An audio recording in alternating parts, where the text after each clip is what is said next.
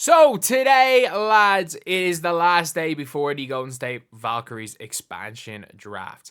And if we can hit 100 likes on this video, I will go and live stream the expansion draft. But we are going to be doing our final predictions. Obviously, I've done one of these about a week ago. And yeah, it should be a very, very interesting expansion because a couple of big things have changed recently. Before we get on to, if you guys are new to the channel, subscribe. We are trying to get to, well, we're doing Hoopsmas. We're uploading 5 videos every single day. 5 plus. This is actually video number 6.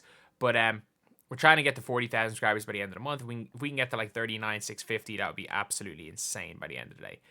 Either way, though, we're going to look at the players the Valkyries are likely to take. So from the Las Vegas Aces, it's probably going to be like almost like a nothing player. If the Aces, like, I don't know who the Aces are going to protect. Like, if they end up having to protect, like, Tiffany Hayes and stuff, which they might have to do, there's a possibility that it's either going to be Meg Gustafson or Kate Martin. If Kate Martin's there just to sell jerseys and stuff, like, they're going to probably take Kate Martin. She's solid. I think she's a lot better than her stats would suggest. And I thought a lot at the start of the year when she was starting, she was doing really well. She's a good role player. She's a good glue guy. And I'm surprised the Aces kind of cut her minutes out of the rotation. For the Atlanta Dream, it's kind of odd what they're going to do. It's kind of confusing. So obviously Naz Hillman's going to be kept. Jordan Canada's going to be kept. Ryan Howard's going to be kept. You've got she's not going to be kept. Obviously Tina Charles. You don't need to protect Tina Charles. I don't know what they do with Parker Tyus. Like, you don't really know who they're going to protect. Do they protect Coffee? Do they protect Haley Jones? Do they protect Amahir? But I don't know what they do. I really don't know who they're going to protect with that, like, 6th player. I will guess that they're going to take the Canadian. I'm going to change it up. They don't need that kind of, like, point forward. They're going to take the Canadian. The 8th pick in the 2023 WNBA draft. And look, she barely played with Atlanta, but from everything I've heard, she's good. And, I mean, when Haley Jones did play, I wasn't too impressed. I wasn't impressed enough by her to, like, be 100% certain on that one. For the Indiana Fever, the more I think about it, the more likely I think they go with a big from Indiana. Maybe I'm just trying to speak it into existence for them not taking Grace Berger, but I think they might go and take Damaris Dantas. Like, one of my, like, theories was that they'll take Katie Lou. I think they might take Damaris Dantas because she's on a really good contract. She's a big that's on a superb contract of like 90K a year. Like, that's so little. Like, it's half a Mercedes Russell. So I would be shocked if it's not. Well, not that I'd be shocked. I would be inching towards, like, picking Damaris Dantas. For the Liberty, it's an obvious one. It's the leader of the team. And they do need, again, they need a little bit of, like, like, vets and leadership. And Kayla Thornton and Damaris Dantas would really help that. I thought Kayla Thornton was really good in the WNBA draft, or in the WNBA finals. She was good in the WNBA playoffs. She had her moments. And I think if it wasn't for Niara Sabali's Game 5 of the finals, Niara Sabali would be available, and Niara Sabali would be who they take. But Kayla Thornton's available, could be a really, really good player for this team. And that... No, I'm changing it up again. They're going to take Marine Johannes. I don't know, like... Kayla Thornton's a vet. You've got Dantas, Marine Johannes. I have to switch it up. Like, oh, you know, I don't know. No, they're going to take Kayla Thornton. I'm actually going to say they're not going to take Marine Johannes.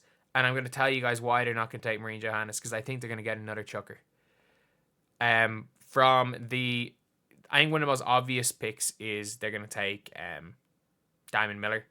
I would assume they're going to protect Dorka Juhas. If they don't protect Dorka Juhas, they'll take Dorka Juhas. Like, there aren't that many centers, but they're going to take Diamond Miller just for the upside. Diamond Miller could be easily a 12, 13 point per game scorer, healthy. And yeah, I'd say they take her. Then from the Phoenix Mercury, I don't know what the story is with Celeste Taylor. I don't know what the story is with her contract. I don't know if she was on one of those like hardship contracts that I can't take her, a bit like what's her name? Like Odyssey Sims. But from the Mercury, I don't know. They need a guard? They need a guard, I guess. So like, who do they protect? They'll protect Cloud, they'll protect Copper, they'll protect Taurasi. They don't have to protect Griner. They'll protect Mac, and they'll protect Cunningham, and they'll probably protect Beck Allen, I guess. They do need a guard, and they're not taking Charisma Osborne. Herbert Harrigan, I guess. Not a great player, but I mean, I guess. For the Washington Mystics, and this is where we change it up. This is where we change it up because this team needs a guard somewhere. And I had Emily Engsler last time. I think they protect. I don't know who they protect. They have so many players, though. Like, they're going to protect Shakira Austin no matter what. They're protecting Ariel Atkins. They're protecting Sykes. They're protecting Aaliyah Edwards. And after that, I have no idea who the last two they're going to protect are. Maybe they protect Engsler. Maybe they protect Dolson if they want to be okay. Dolson might be available, as a big. But we've a lot of bigs right now. So I would say to run... If Jade Melbourne is available, they're going to take Jade Melbourne. Simple as that. If she's available, she will be taken to run the one. So Jade Melbourne, you are a Valkyrie in this prediction.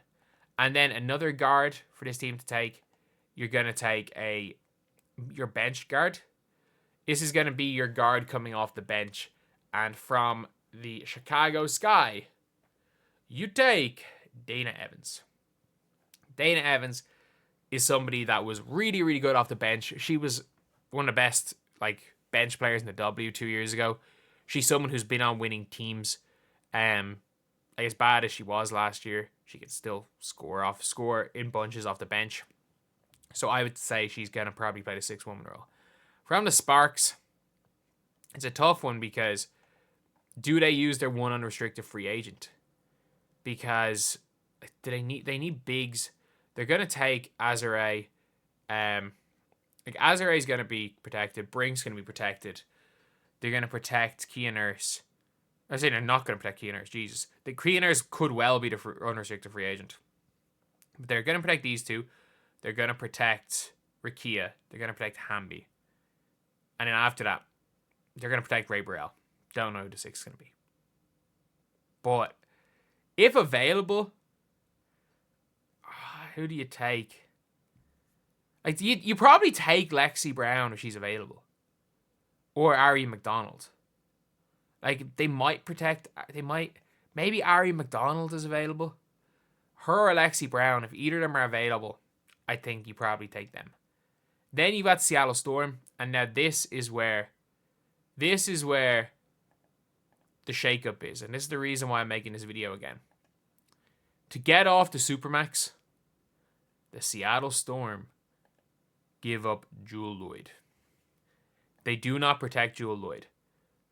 That is, that's my most out there take, is that they don't know if she's a positive trade asset.